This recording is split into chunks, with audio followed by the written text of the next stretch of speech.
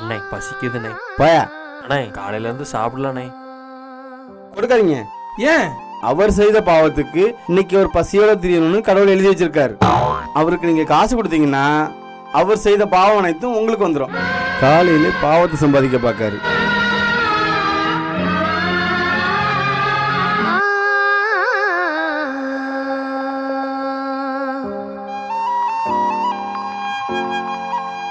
நிப்பாட்டுங்க.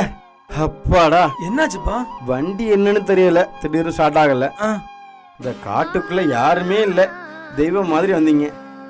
அவருக்கு நீங்க காசு கொடுத்தீங்கன்னா அவர் செய்த பாவம் அனைத்தும் உங்களுக்கு வந்துடும். என்னாச்சுண்ணே? ஒரு நிமிஷம் இறங்கு. ஏன் தம்பி, நீங்க செஞ்ச பாவத்துக்கு தான் கடவுள் உங்களுக்கு தண்டனை கொடுத்திருக்காரு. நான் உங்களுக்கு ஹெல்ப் பண்ணோம்னா உங்க பாவம் எனக்கு வந்துடும். சரியா? அதனால நீங்க இன்னைக்கு தள்ளுங்க.